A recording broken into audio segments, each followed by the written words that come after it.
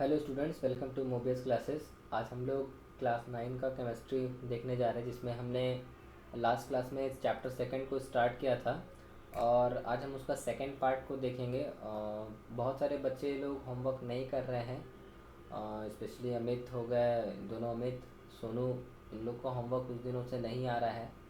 तो जो लोग रेगुलर हैं वो ऐसा काम कर रहे हैं तो ये अच्छा नहीं लगता है। तो उन लोग से ये उम्मीद की जा रही है कि फिर से वो रेगुलर होंगे, ठीक है। तो बिना टाइम वेस्ट करते हुए हम आगे अपने चैप्टर की ओर बढ़ रहे हैं। तो आज हम लोग लास्ट क्लास में पढ़े थे कि क्या बोलते हैं, मिक्सचर्स के बारे में पढ़े थे, कंपाउंड्स के बारे में पढ़े थे, टाइप्स ऑफ मिक्सचर्स के बारे में पढ़े थे, हेट्रोजीनियस और होमोजीनियस मिक्सचर्स के बारे में। आज हम लोग सॉल्यूशंस के बारे में पढ़ेंगे कि सॉल्यूशंस बोलते किसको, या सॉल्यूशन होता क्या है, ठीक है। तो ध्यान से समझते चलते हैं इसको। तो यहाँ पे बात करते हैं सॉल्यूशन की। तो सॉल्यूशन का मतलब क्या होता है? सॉल्यूशन का हिंदी होता है घोल। क्या होता है? घोल। अगर कोई भी चीज़, जैसे मान ले ये एक बीकर है, इस बीकर में अगर क्या है, वाटर है और इसमें क्या मिला हुआ है आपका, शुगर या साल्ट मिला हुआ है, शुगर या साल्ट मिला हुआ है, तो इस चीज़ को कह सकते हैं ये क्या है, आपका सॉल्यूशन है। क्या आपका सॉल्यूशन? तो ये समझिएगा डेफिनेशन इसका क्या होता है। एक सॉल्यूशन जो होता है होमोजीनियस मिक्सचर होता है। होमोजीनियस कहने का मतलब जो कि यूनिफॉर्मली मिक्सड होते हैं। यूनिफॉर्मली मतलब कि बराबर मात्रा में क्या होते हैं, वो मिक्सड होते हैं, ठीक है। तो एक सॉल्यूशन जो होता है आपका होमोजीनियस मिक्सचर होता है, जिसमें दो या दो से ज़्यादा सब्सटेंस क्या होते हैं, घुले हुए होते हैं, ठीक है। तो इसमें एग्जांपल्स की बात करें तो लेमन वाटर जो आपका नींबू पानी जिसको बोलते हैं, शुगर सॉल्यूशन, सोडा वाटर, ये साल्ट सॉल्यूशन, ये सब कैची में आते हैं, आपका सॉल्यूशन में आता है। कैची में आता है। सॉल्यूशन का मतलब क्या, घोल। जैसे अगर हम नमक को पानी में मिलाएं तो भी एक सॉल्यूशन बन गया, और चीनी को पानी में मिलाएं तो भी सॉल्यूशन बन गया। नींबू को अगर हम ये करके कर रहे हैं तो वो भी क्या क्या बन रहा है, सॉल्यूशन बन रहा है, ठीक है। सोडा वाटर जो कोल्ड ड्रिंक्स वगैरह जो हम लोग ड्रिंक करते हैं वो भी क्या हमारा सॉल्यूशन है, ठीक है। तो यह समझते हैं कि सॉल्यूशन में कंपोनेंट्स क्या होते हैं। तो अगर हम मैथमेटिकली इस चीज़ को समझना चाहें तो सॉल्यूशन बराबर, सॉल्यूशन को हम शॉर्ट फॉर्म में SOLN लिख रहे हैं, ठीक है। सॉल्यूशन बराबर होता है solute plus solvent. Solute plus solvent मतलब ये सॉल्यूट प्लस सॉल्वेंट मिल करके क्या बनाते हैं, हमारा सॉल्यूशन बनाते हैं। क्या बनाते हैं? ये सॉल्यूशन बनाते हैं, ठीक है। इस तरीके से हट जाए, ठीक है। इसको ब्रश से, ठीक है। ये क्या बनाते हैं, आपका सॉल्यूशन बनाते हैं। तो सॉल्यूशन का मतलब होता है जब सॉल्यूट आपस में मिलते हैं, किसके साथ, सॉल्वेंट में। अब यहाँ पे एक वर्ड आती है कि सर ये सॉल्यूट क्या है और सॉल्वेंट क्या है। तो यहाँ पे हमें समझना है सॉल्यूट और सॉल्वेंट में अंतर। तो देखते हैं। सॉल्यूट वैसा पार्टिकल्स को बोलेंगे, वैसा कंपोनेंट होगा सॉल्यूशन का जिसको क्या करते हैं, डिजोल्व करते हैं किस चीज़ में, सॉल्वेंट में। तो सबसे पहले आप सॉल्वेंट समझ लो, सॉल्वेंट क्या होता है, ठीक है। तो सॉल्यूशन का वैसा पार्ट या वैसा कंपोनेंट जिसके अंदर कोई दूसरा कंपोनेंट क्या करता है, डिजोल्व करता है। क्या करता है? डिजोल्व करता है, ठीक है। जिसके अंदर कोई दूसरा कंपोनेंट डिजोल्व करता है लार्ज अमाउंट में, उसको हम लोग क्या बोलते हैं, सॉल्वेंट। जैसे कि अगर हम एग्जांपल लेते हैं तो आपको समझ में आएगा। यहाँ पे अगर हम वाटर बोले और क्या बोले, शुगर बोले, ठीक है। तो आप अगर चीनी को पानी में मिलाओगे तो पानी का मात्रा ऑटोमेटिकली क्या होता है, ज़्यादा होता है, ज़्यादा रखते हैं ना। तो पानी का मात्रा ज़्यादा रखते हैं तो वो वाली चीज़ क्या होता है, हमारा सॉल्वेंट। क्या होता है? सॉल्वेंट। तो मतलब जिसके अंदर कोई दूसरा पार्टिकल क्या करेगा, घुलेगा। क्या करेगा? घुलेगा, यानी कि दूसरा कंपोनेंट घुलेगा, उसको हम लोग क्या बोलेंगे, सॉल्वेंट बोलेंगे। तो the component of solution, solution का वैसा part that dissolve the other component in it, जो कि क्या करता है, अपने में दूसरे कंपोनेंट को डिजोल्व करता है, मतलब घोल लेता है, उसको क्या बोलते हैं हम लोग, सॉल्वेंट बोलते हैं। और वो लार्ज अमाउंट में होता है, आपको मैंने बताया भी। तो उस तरीके के सॉल्यूशन को हम लोग क्या बोलेंगे, सॉल्वेंट बोलेंगे। क्या बोलेंगे? कंपोनेंट ऑफ सॉल्यूशन को सॉल्वेंट बोलेंगे। एग्जांपल में वाटर, अल्कोहल, ठीक है, ये हो गया। सॉल्यूट क्या हुआ, वैसा सॉल्यूशन का कंपोनेंट, ठीक है, जो कि क्या करता है कि डिजोल्व होता है सॉल्वेंट के अंदर। तो यहाँ पे आपका शुगर हो गया, वो हमारा क्या हो गया, सॉल्यूट। क्या हो गया? सॉल्यूट। और आपका ये क्या हो गया, वाटर क्या हो गया आपका, सॉल्वेंट। क्या हो गया आपका? सॉल्वेंट। तो जिसके अंदर डिजॉल्व होगा और जनरली लेसर क्वांटिटी में होगा। अगर मान लीजिए हमको क्या बोलते हैं कि शुगर का घोल बनाना या साल्ट का घोल बनाना, तो इसमें लाजमी है वाटर का मात्रा क्या होती है, हमारा ज़्यादा होता है। तो वाटर वाटर जो होता है वो हमारा सॉल्वेंट होगा, और जो डिजॉल्व कर रहे हैं उसके अंदर वो सॉल्यूट, उसको हम लोग क्या बोलते हैं, सॉल्यूट बोलते हैं। चाहे वो सॉल्यूट के अंदर शुगर ले लो या आपका साल्ट ले लो, ठीक है। एग्जाम्पल में शुगर, साल्ट या आयोडीन, ये सब सारा आपके क्या चीज़ के एग्जाम्पल है, सॉल्यूट के, ठीक है। अब देखते हैं कुछ प्रॉपर्टीज़, इसका प्रॉपर्टीज़ क्या होता है, गुण क्या है या स्पेसिफिकेशन क्या है सॉल्यूशन का। तो सॉल्यूशन का तो पहले मैंने बताया कि होमोजीनियस मिक्सचर होते हैं, मतलब कि यूनिफॉर्मली मिक्सड होता है, ठीक है। ये यूनिफॉर्मली मिक्स्ड होगा। उसके साथ साथ पार्टिकल्स ऑफ जो साइज, जो सॉल्यूशन का साइज जो होगा वो less than 1 nanometre in diameter. 1 nanometre in diameter का मतलब कितने लोग को समझ में आता होगा या नहीं भी, तो मैं बता दूं, इसका मतलब होता है 10⁻⁹ मीटर। 10⁻⁹ मतलब 1 नैनोमीटर बराबर क्या होता है, 10⁻⁹ मीटर होता है। तो पार्टिकल का साइज होता है काफ़ी क्या क्या होता है, छोटा होता है, काफ़ी छोटा होता है सॉल्यूशन का। ठीक है, अब देखिएगा थर्ड पॉइंट क्या बोल रहा है, particles of solution cannot be seen even with a microscope. क्योंकि ये इतने ज़्यादा यूनिफॉर्मली मिक्सड होते हैं, इक्वल मात्रा में मिक्स होते हैं, इसके क्या करते हैं, इसको माइक्रोस्कोप से भी नहीं देख सकते। जैसे आप खुद देखे होंगे कि चीनी और पानी को जब हम मिलाते हैं तो इस तरीके से मिल जाते हैं कि वो ट्रांसपेरेंट दिखता है। ठीक है, ट्रांसपेरेंट दिखता है, और उसको किसी भी अगर उसको फिल्ट्रेशन के जरिए फिल्टर करे या फिल्टर पेपर के जरिए फिल्टर करे तो उसका कैसा होता है क्या कि चीनी ऊपर रह जाता है, पानी निकल जाता है, नहीं ना, तो वो फिल्टर भी नहीं हो सकता। तो याद रखिएगा, क्योंकि इसका कंपोनेंट जो होता है बहुत ही ज़्यादा, पार्टिकल्स बहुत ही ज़्यादा छोटा होता है, इसीलिए क्या होता है ये कम्प्लीटली उसमें डिजॉल्व हो जाता है। क्या होता है, डिजॉल्व हो जाता है, और ये क्या होता है माइक्रोस्कोप के जरिए भी देख नहीं सकते हैं। A true solution does not scatter the light. अब यहाँ पे एक शब्द है, व्हाट इज ट्रू सॉल्यूशन। तो ट्रू सॉल्यूशन का मतलब होता है वैसा घोल या वैसा सॉल्यूशन जिसमें पार्टिकल्स क्या होंगे, कम्प्लीटली डिजॉल्व हो जाएंगे। पार्टिकल्स कम्प्लीटली डिजॉल्व, मतलब पार्टिकल्स पूरी तरीके से क्या हो जाएगा, डिजॉल्व हो जाएगा। क्या हो जाएगा, डिजॉल्व। तो उसको हम लोग क्या बोलेंगे, हम ट्रू सॉल्यूशन बोलेंगे। तो ट्रू सॉल्यूशन याद रखिएगा, कोई भी लाइट को स्कैटर करने के लिए सॉल्यूशन का सॉल्यूशन जो होना चाहिए वो कैसा होना चाहिए, ट्रू नहीं होना चाहिए। अगर ट्रू रहेगा मतलब पूरी तरीके से डिजॉल्व है तो क्या होगा, लाइट स्कैटर नहीं करेगा। अगर उसमें पार्टिकल सस्पेंडेड होते हैं या बोलते सेडिमेंट होते हैं तो उस कंडीशन में ऐसा आता है कि सॉल्यूशन से लाइट क्या होता है, पास करता है, यानी कि वो लाइट को स्कैटर करता है। ठीक है, सॉल्यूशन जो होते हैं क्या होता है, स्टेबल होता है, मतलब पूरी तरीके से घुल जाते हैं पार्टिकल, और वो स्टेबल कहने का मतलब स्थिर होता है। ठीक है, उसके बाद the solute particles cannot be separated from the mixture by the process of filtration. अगर हम फिल्टर भी करते हैं तो सॉल्यूट पार्टिकल्स जो होगा वो मिक्सचर से या वो सॉल्यूशन से क्या होगा, सेपरेट आउट नहीं होगा, क्योंकि क्या होते हैं वो पूरी तरीके से डिजॉल्व हो जाते हैं, और उसको हम लोग ट्रू सॉल्यूशन भी कहते हैं। ठीक है, अब आते हैं टाइप्स ऑफ सॉल्यूशंस। तो टाइप्स ऑफ सॉल्यूशन देखिए, कुछ अलग अलग टाइप्स ऑफ सॉल्यूशन होते हैं जिसके बारे में हम लोग देखेंगे। तो पहला आता है सॉलिड इन सॉलिड सॉल्यूशन। देखिएगा, जब सॉलिड को सॉलिड में क्या करते हैं, मिलाते हैं। तो जैसे हम बात करें कि एलॉइज का मतलब जानते हैं, एलॉइज का मतलब आपको पता होगा एलॉइज किसको बोलते हैं। ठीक है, जिसमें क्या होता है, बोथ प्रॉपर्टीज होता है, मेटल्स एंड नॉन मेटल्स। तो देखिएगा, इसमें अगर हमें एग्जांपल लें, जैसे इसमें लिया हुआ है कि एलॉइज में ये चीज़ होता है सॉलिड इन सॉलिड सॉल्यूशन, मतलब सॉलिड में सॉलिड में क्या करते हैं, घुल जाते हैं, मिल जाते हैं।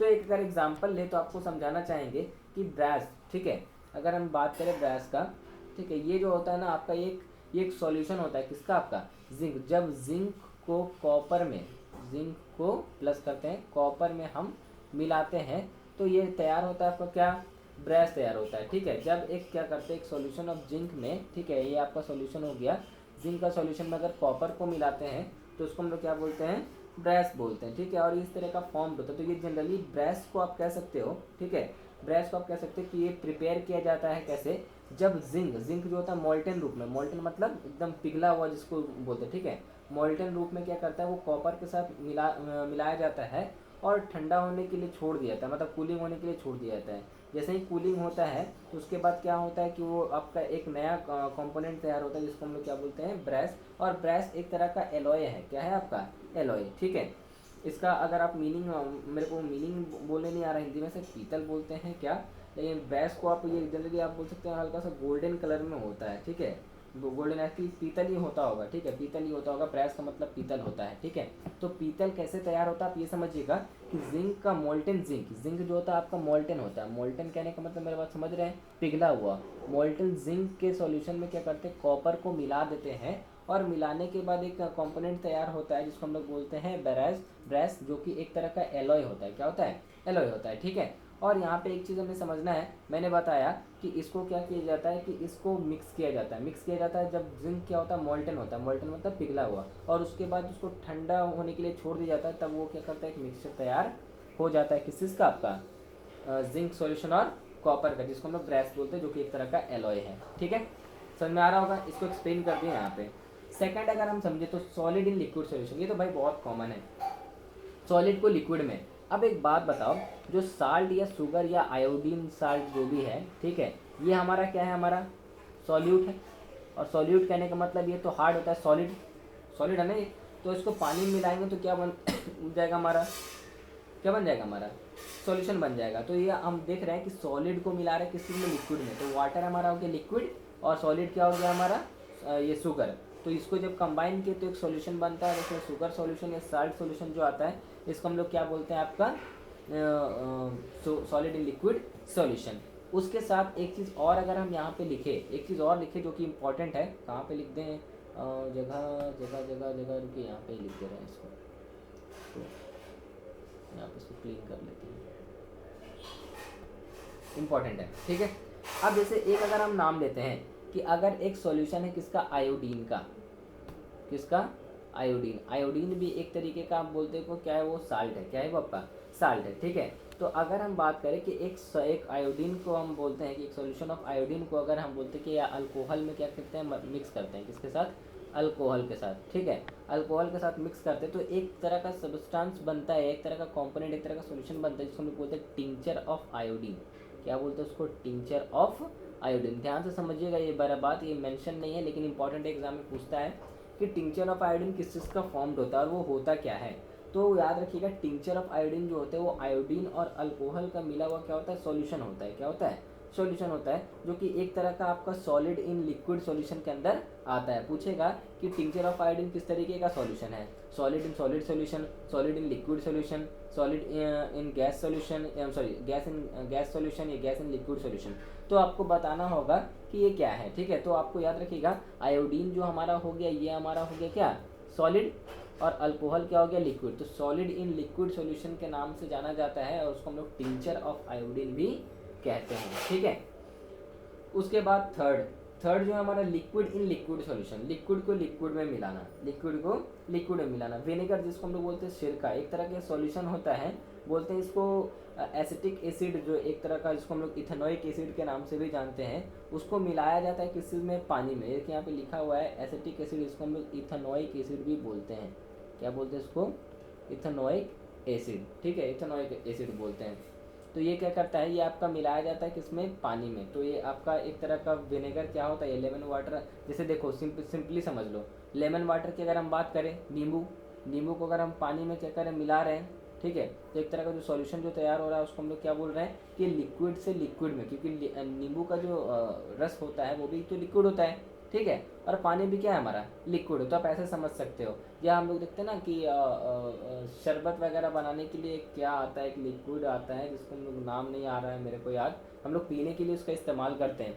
तो उसमें लिक्विड रोएब्जा करके कुछ होता है, ठीक है। तो लिक्विड टू लिक्विड उसमें क्या होता है, मिलता है। तो ये आपका लिक्विड इन लिक्विड सॉल्यूशन के अंदर आता है, ठीक है।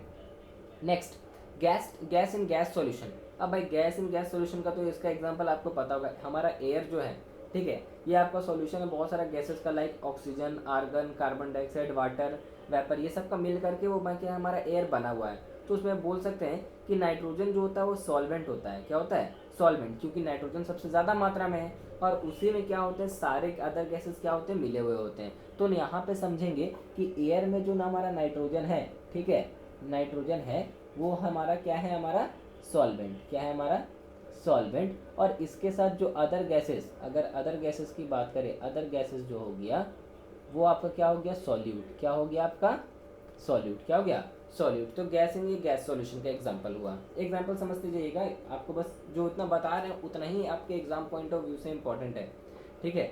गैस इन लिक्विड सॉल्यूशन, अब देखो गैस को क्या कर रहे हैं, लिक्विड में मिला रहे हैं। तो देखो हम ये अगर बात समझे तो सोडा वाटर ये बोलते हैं, जो कोल्ड ड्रिंक्स जो हम लोग बात करते हैं, तो आपको पता होगा जब भी उसका कैप खोलते देखिएगा बहुत आवाज़ करता है और उससे गैस क्या होता है, रिलीज होता है, क्योंकि वो कार्बन डाइऑक्साइड के जरिए क्या कहते हैं उसमें फिल्ड किया होता है, कार्बन डाइऑक्साइड गैस फिल्ड किया होता है। तो हम बात करते हैं सोडा वाटर जो सॉल्यूशन होता है ना, वो आपका बना होता है किसी से, carbon dioxide gas in water, carbon dioxide gas को वाटर में मिलाया हुआ होता है।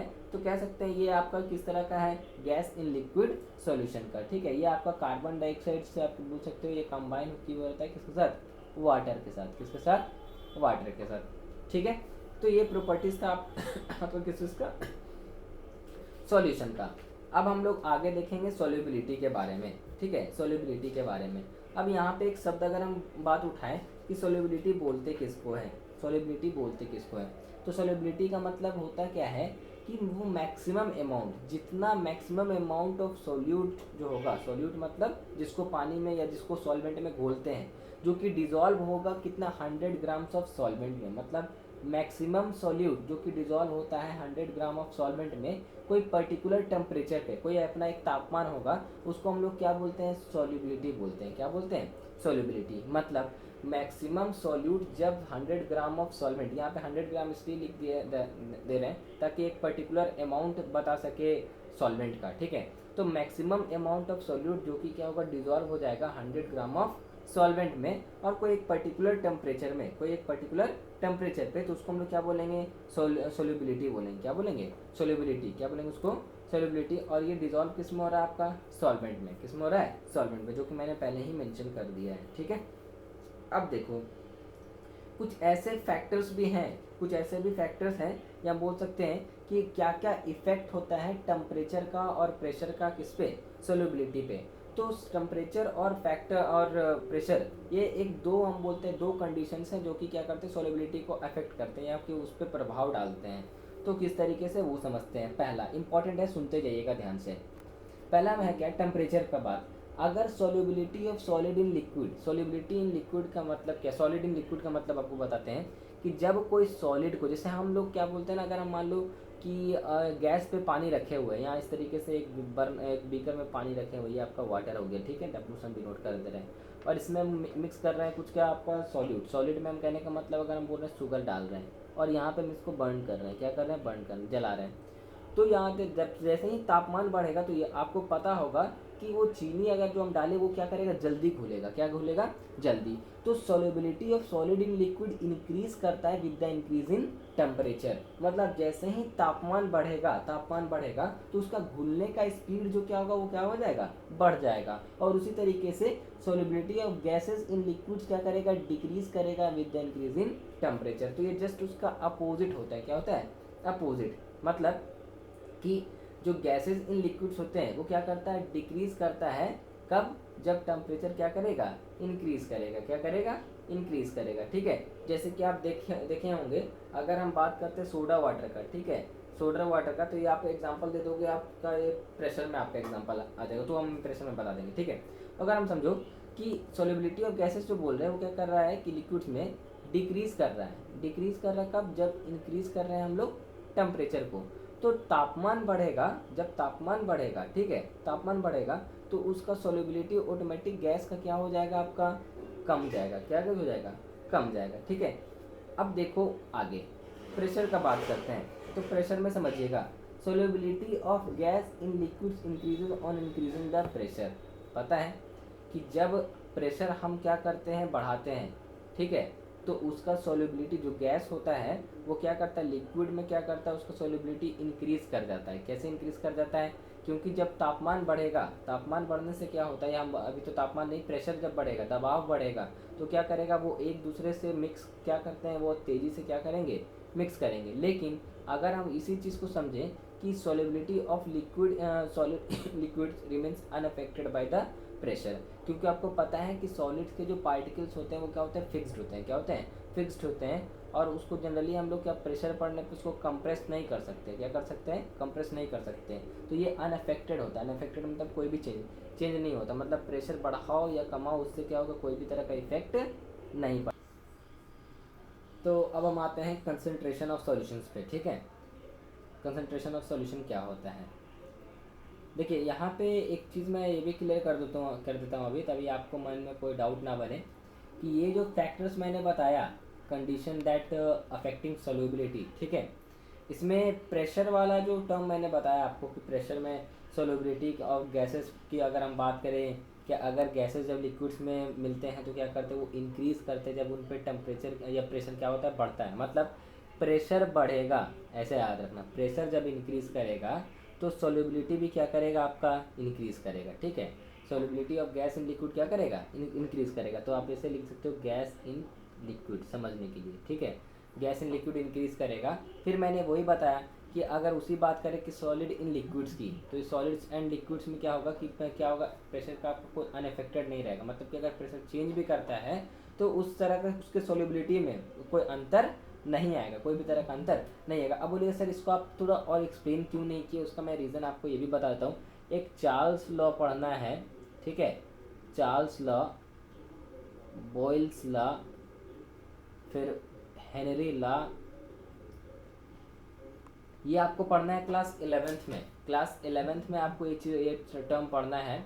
और ये सब चीज़ ऐसे ही नहीं है, इक्विलिब्रियम कांस्टेंट के अंदर ये सब आता है। जब हम लोग आप सॉलिड स्टेट या पढ़िएगा आगे सॉल्यूशंस के बारे में, तब आपको पता चलेगा। तो ये चीज़ को अभी मैं एक्सप्लेन इसलिए नहीं कर सकता हूँ क्योंकि यहाँ पे आपको इस तरीके से कंसंट्रेशन ऑफ ए ग्रेडियंट बराबर इस तरीके से आपको पढ़ाना होगा मुझे। तो वो टर्म काफ़ी हाई लेवल का है और वो उससे अभी का कोई लेना देना नहीं है, ठीक है। तो यहाँ पे बस इसका कंडीशंस को जानना है कि इसमें क्या होगा, बढ़ेगा तो क्या होगा, घटेगा तो क्या होगा, बस ये समझना है, ठीक है। तो इसलिए मैं इसको यहाँ पे इसको स्किप कर दिया। अब यहाँ पे आ जाओ कंसंट्रेशन ऑफ सॉल्यूशंस पे। तो कंसंट्रेशन ऑफ सॉल्यूशन का मतलब समझिएगा क्या होता है, आप ये ध्यान से सुनिएगा कि कोई भी सॉल्यूशन का कंसंट्रेशन का मतलब क्या होता है कि जितना सॉल्यूट प्रेजेंट है कोई एक सॉल्यूशन में, ठीक है, जितना भी सॉल्यूट क्या है प्रेजेंट है कोई गिवन सॉल्यूशन में, मतलब जितना अमाउंट ऑफ सॉल्यूट प्रेजेंट है कोई आपके सॉल्यूशन में, तो उसको हम लोग क्या बोलते हैं, कंसंट्रेशन ऑफ सॉल्यूशन। यहाँ भी लिखा हुआ भी है, it is defined as the mass of solute in gram present in 100 grams of solution. आप चाहो तो 100 ग्राम्स की जगह आप सिर्फ डायरेक्टली लिख सकते हो, it is defined as the mass of solute present in the solution, present in the solution, ठीक है। सॉल्यूट कितना सॉल्यूशन में मौजूद है उसको हम लोग क्या बोलते हैं, कंसंट्रेशन।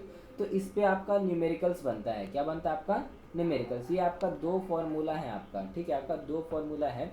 अगर बात करें, ठीक है, बात करें कि निकालने आएगा कि कंसंट्रेशन ऑफ सॉल्यूशन क्या होगा, क्या होगा, तो क्वेश्चंस मैं आपको अभी करवाता हूँ इससे रिलेटेड, तो समझिएगा। जब कंसंट्रेशन ऑफ सॉल्यूशन पूछेगा तो वहाँ पे गिवन रहा मास of solute, mass of solution और इंटू 100। अगर पूछेगा कि सॉल्यूशन का कंसंट्रेशन कितना है तो उसमें गिवन होना चाहिए कि सॉल्यूट का मास कितना है, सॉल्यूशन का मास कितना है, और उसको मल्टीप्लाई कर देंगे 100 से तो कंसंट्रेशन ऑफ सॉल्यूशन निकल जाएगा। लेकिन अगर हम बात करें कि अगर केस हो लिक्विड सॉलिड और लिक्विड सॉल्वेंट का, तो उसको कंसंट्रेशन ऑफ सॉल्यूशन बराबर वही होगा, क्योंकि लिक्विड के केस में वहाँ पे मास नहीं, वहाँ पे क्या बोलते हैं, volume of solute but volume of solution into 100। तो इसका मैं न्यूमेरिकल अभी करवा दूंगा, पहले हम लोग आगे देख लेते हैं। ये हमारा दो टॉपिक जो कि नोट्स के हिसाब से चैप्टर सेकंड मैंने दो पार्ट में बनाया था, पार्ट 1 और पार्ट 2। तो पार्ट 1 आपका ख़त्म हो जाएगा, पार्ट 2 मैं अगले क्लास लेक्चर से मैं स्टार्ट करूँगा। तो सैचुरेटेड सॉल्यूशन क्या होता है और अनसैचुरेटेड सॉल्यूशन क्या होता है, हम लोग ये समझेंगे कि सैचुरेटेड का मतलब क्या होगा और अनसैचुरेटेड का मतलब क्या होगा। तो अगर हम समझना चाहें बात को, तो सैचुरेटेड का मतलब होता है क्या कि वैसा सॉल्यूशन जिसमें क्या कर सकते हैं कि वो उससे ज़्यादा उसके क्वांटिटी, उसके लिमिट से ज़्यादा हम सॉल्यूट को डिजॉल्व नहीं कर सकते कोई पर्टिकुलर टेम्परेचर पे। जैसे मान के चलें, जैसे आप बात करो यहाँ पे इस तरीके से, ठीक है, एक हमारा का कंटेनर लिए, एक छोटा कप लिए इस तरीके से, उसमें कुछ चीनी, इतना पानी है और उसमें चीनी हम डाल रहे हैं, ठीक है। तो देखिएगा बोलते जाओगे तो कभी एक ऐसा कंडीशन आएगा, ठीक है, कभी ऐसा कंडीशन आएगा कि उससे ज़्यादा वो घुलेगा ही नहीं, ठीक है, उससे ज़्यादा वो घुलेगा ही नहीं। मतलब कितना भी आप तापमान बढ़ा लो, कितना भी घोल लो, लेकिन उससे ज़्यादा घुलेगा, क्योंकि जितना मॉलिक्यूल्स ऑफ वाटर है उतना ही उसी मॉलिक्यूल्स के अंदर क्या होगा कि शुगर या साल्ट का पार्टिकल्स क्या होगा, डिजॉल्व होगा। अब वाटर की क्वांटिटी कम हो जाएगी, मतलब कि लिमिटेड है, तो उसमें आप जितना चाहोगे तो उतना तो पार्टिकल्स डिजॉल्व नहीं हो जाएगा, नहीं हो सकेगा। तो उसी तरह के सॉल्यूशन को हम लोग बोलते हैं सैचुरेटेड सॉल्यूशन। मतलब एक वैसा सॉल्यूशन जिसमें क्या होगा कि नो मोर सॉल्यूट क्वांटिटी, मतलब कि ज़्यादा अब उससे अधिक सॉल्यूट क्या होगा, डिजॉल्व नहीं होगा किसी सॉल्यूशन में, चाहे कितना भी हम टेम्परेचर को क्या कर ले, चेंज कर ले, क्या कर ले, चेंज कर ले। यानी कि हम इसको अगर हम डिफाइन करना चाहें तो आप इस तरीके से भी कर सकते हो, ठीक है, कि a solution in which no more solute can be dissolved at that particular temperature is called saturated solution। तो याद रखिएगा, एक सॉल्यूशन जिसमें no more quantity of solute can be dissolved at a particular temperature is called saturated solution। मैंने example के through आपको बता दिया सैचुरेटेड क्या बोलेंगे। अब आता है हमारा अनसैचुरेटेड सॉल्यूशन। तो अनसेचुरेटेड की बात करें तो अनसेचुरेटेड का मतलब होता है वैसा सॉल्यूशन जिसमें आप घोलते जाओ लेकिन क्या होगा उसमें टेम्परेचर इंक्रीज करते हुए क्या होगा कि उसमें ज़्यादा से ज़्यादा सोल्यूट हम क्या कर सकते हैं, डिजोल्व कर सकते हैं। यानी कि एक वैसा सॉल्यूशन जिसमें मोर क्वांटिटी ऑफ सोल्यूट क्या होगा, डिजोल्व होगा। ठीक है, अब बिना उसके तापमान को बढ़ाए हुए तो उसको हम लोग क्या बोलेंगे, अनसेचुरेटेड सॉल्यूशन। मतलब किसी भी अनसेचुरेटेड मतलब क्या हो गया कि वो स्टेबल नहीं होगा, मतलब उसमें और सॉलिड पार्टिकल्स हम डाल सकते हैं, लेकिन सेचुरेटेड का मतलब क्या हो गया, वो फिक्स हो गया, स्टेबल हो गया। मतलब उसमें हम और ज़्यादा पार्टिकल्स सॉल्यूट का हम डिजॉल्व नहीं कर सकते। ठीक है, तो अनसेचुरेटेड का मतलब हुआ वैसे सॉल्यूशन जिसमें मोर क्वांटिटी ऑफ सॉल्यूट, मतलब अधिक से अधिक और मात्रा में भी कुछ हम क्या कर सकते हैं, सॉल्यूट को डिजॉल्व कर सकते हैं किसी भी सॉल्यूशन के अंदर विदाउट राइजिंग इस temperature, without raising it in its temperature is called unsaturated solution. ठीक है, तो उम्मीद करते हैं आपको ये चीज़ आपको समझ में आया होगा कि सैचुरेटेड किसको बोलते हैं, अनसैचुरेटेड किसको बोलते हैं। ठीक है, तो यहाँ पे इस तरीके से अगर यहाँ पे टेम्परेचर नहीं बढ़ रहा तो इसका मतलब कह सकते हैं कि टेम्परेचर यहाँ पे क्या होगा, कांस्टेंट होगा। क्या होगा, कांस्टेंट। ठीक है, अब न्यूमेरिकल्स एक लेकर के चलते हैं। ठीक है, न्यूमेरिकल्स लेके चलते हैं हम लोग। अब ध्यान से समझते रहते हैं न्यूमेरिकल्स क्या बोल रहा है और कैसे बनेगा वो, क्योंकि दो फार्मूला अगर हम दो न्यूमेरिकल्स आपको हम करवाएंगे। ठीक है, दो न्यूमेरिकल्स करवाएंगे और आपको एक न्यूमेरिकल्स हम दो न्यूमेरिकल्स आपको होमवर्क में देंगे। तो यहाँ पे हम क्वेश्चन लिख रहे हैं, देखिएगा ध्यान से। क्वेश्चन है, एक सॉल्यूशन है, ठीक है, जो कि कंटेन्स करता है क्या, 30 ग्राम ऑफ शुगर जो कि डिजॉल्व है, dissolved in 370 gram of water. ठीक है, वाटर। तो पूछ रहा है कि कंसंट्रेशन हमको बताना है, calculate the concentration of solution. तो एक सॉल्यूशन है जिसमें 30 ग्राम ऑफ शुगर डिजॉल्व है और 370 ग्राम ऑफ वाटर। तो बता रहा है कि कंसंट्रेशन ऑफ सॉल्यूशन क्या होगा। तो हम फॉर्मूला जानते हैं कंसंट्रेशन ऑफ सॉल्यूशन का बराबर, पूरा आप लिखिएगा, क्या बताए थे, मास ऑफ सॉल्यूट बटा मास ऑफ सॉल्वेंट इनटू 100। यही था ना हमारा फॉर्मूला। तो हमारा गिवन क्या है ये देखना है। तो यहाँ पे आप अगर हम बात समझेंगे, क्वेश्चन से बात समझेंगे, तो 30 ग्राम जो है, अगर हम बात करें सॉल्यूट कितना है हमारा, 30 ग्राम। ठीक है, सॉल्वेंट कितना है हमारा, 370 ग्राम। और 100 हमारा जो वैल्यू, उसको परसेंटेज निकालने के लिए हमें ऑलरेडी पता है, उसको 100 से क्या करते हैं, मल्टीप्लाई करते हैं। क्या करते हैं, मल्टीप्लाई। तो यहाँ पे अगर हम सॉल्यूशन का मास अगर हो जाएगा तो सॉल्यूशन बराबर, आपको एक फॉर्मूला हम बताए थे, याद होगा, कि सॉल्यूशन बराबर क्या होता है, सॉल्यूट प्लस सॉल्वेंट। अरे क्या हो गया, इरेज क्यों हो गया, एक मिनट, सारा कंटेंट कहाँ गया, ओ अच्छा यहाँ। ठीक है, सॉल्यूशन बराबर क्या हो गया, सॉल्यूट प्लस सॉल्वेंट। अब देखो, मास ऑफ सॉल्यूशन अगर हम समझना चाहें, मास ऑफ सॉल्यूशन क्या होगा, तो मास ऑफ सॉल्यूशन देखिएगा, मैंने आपको बताया कि डिपेंड करता है किस पे, सॉल्यूट पे, यानी कि मास ऑफ सॉल्यूट, और किस पे, मास ऑफ सॉल्वेंट। तो मास ऑफ सॉल्यूट था हमारा 30 ग्राम, सॉल्वेंट कितना था 370, तो हमारा टोटल कितना हो गया आपका 40 ग्राम। कितना हो गया, 40 ग्राम, सॉरी 400 ग्राम। कितना हो गया, 400 ग्राम। अब उसके बाद हम समझेंगे कंसंट्रेशन निकालना है। तो कंसंट्रेशन बराबर फॉर्मूला जानते हैं कि सॉल्यूट बटा 400 इंटू 100, 0 कट गया, 0 कट गया, और 4 से 2 बार में का 2 से 2 बार में कट गया, 2 से ये 25 बार में कट गया। तो अब इसको हम अगर काटेंगे तो कितना हो जाएगा आपका ये 2 से ला गए हम 2 से 15 बार में। ठीक है, और 15/2 कटेगा कितना, 7.5%, 7.5%। तो यहाँ पे जो 7.5% निकल के आई है आपका क्या है, concentration of sugar solution, concentration of sugar solution. ठीक है, तो यहाँ पे हम कंसंट्रेशन निकाल लिए इस तरीके से। तो आपको समझना होगा कि कंसंट्रेशन कैसे निकलेगा, ठीक है, कंसंट्रेशन कैसे निकलेगा, तो ये आपको समझना होगा, ठीक है। उसी तरीके से अगर आप चाहो तो एक और क्वेश्चन हम करके दिखा रहे हैं, क्वेश्चन नंबर 2 यहाँ पे हम लिखते हैं, ठीक है। मान लो कि अगर इस तरीके से ले लो कि अगर ये हम लैंग्वेज से लिख देते, लैंग्वेज से लिख देते ताकि आपको समझ में आएगा, ठीक है। कि अगर हम एक कह लेते हैं कि अगर 110 ग्राम ऑफ कॉपर है, ठीक है, कॉपर सल्फेट जो कि मौजूद है प्रेजेंट इन कितना 550 ग्राम ऑफ सॉल्यूशन में, ठीक है। अब पूछ रहा है कि इसका कंसंट्रेशन निकालिए, calculate the concentration of the solution. तब क्या करेंगे, उसी तरीके से हमें करना है कि हमको पता है कि ये जो कॉपर सल्फेट है, ठीक है, ये जो कॉपर सल्फेट है यानी कि 110 ग्राम, ये हमारा क्या है, मास इसका, आपका सॉल्यूट का। तो मास ऑफ सॉल्यूट हमारा हो गया कितना 110 ग्राम। मास ऑफ सॉल्यूशन क्या दिया हुआ आपका 550 ग्राम। तो यहाँ पे सॉल्यूशन ऑलरेडी दिया हुआ है तो हमें इसको मिक्स जोड़ना नहीं होगा।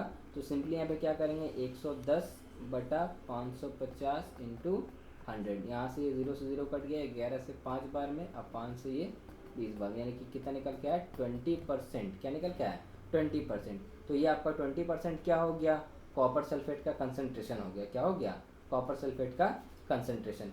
अब यहाँ पे अब अगर आप ध्यान से समझोगे, क्वेश्चन को ध्यान से समझोगे, तो मैंने ये बताया कि आप अगर क्वेश्चन नंबर 1 पढ़िए, और क्वेश्चन नंबर 1 में था कि एक सॉल्यूशन 30 ग्राम ऑफ जिसमें शुगर डिजॉल्व है 370 gram of water, 370 gram of water. तो 370 ग्राम 70 ग्राम ऑफ वाटर जो है ये हमारा सॉल्वेंट है। क्या है हमारा सॉल्वेंट। ये थोड़ी बोला कि ये आपका सॉल्यूशन है।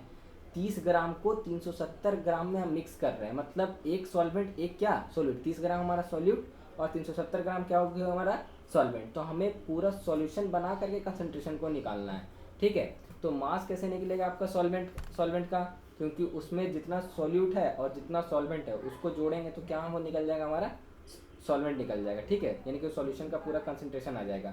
तो यहाँ पे सॉल्यूट हमारा 30 ग्राम था और सॉल्वेंट हमारा 370 ग्राम। तो यहाँ पे सॉल्वेंट का मास निकालने के लिए क्या करेंगे, टोटल मास को निकालने के लिए सॉल्यूट का मास और सॉल्वेंट का मास को क्या करेंगे, कंबाइन करेंगे, तब वहाँ पे निकलेगा। क्वेश्चन अगर पढ़ते हैं तो यहाँ पे 550 ग्राम ऑफ सॉल्यूशन दिया हुआ है। देखो यहाँ पे सॉल्यूशन है कहीं पे, ये वाटर है, तो वाटर ध्यान रखते जनरली क्या है सॉल्वेंट। तो सॉल्यूशन बनाने के लिए इसको ये 30 ग्राम को ये 370 ग्राम में क्या किया हम जोड़ दिए, ताकि वो क्या बन जाए सॉल्यूशन बन जाए। यहाँ पे क्या कर देते कि 550 और 110 ऐड करके 066 फिर जाकर कैलकुलेट करते, तो ये क्वेश्चन गलत हो जाता है, ठीक है। तो ये चीज़ आपको ध्यान रखना है कि क्वेश्चन कैसे बनेगा, ठीक है। तो इसके हिसाब से मैं 2-3 आपको होमवर्क दे दूंगा व्हाट्सएप में। तब तक के लिए आप लोग आगे पढ़ते रहिए अच्छे से। अगर कुछ दिक्कत हुआ होगा इसमें तो आप मुझे व्हाट्सएप पे बता सकते हैं कि सर ये वाला टॉपिक मुझे समझ में नहीं आया, ठीक है। तब तक के लिए बाय, टेक केयर।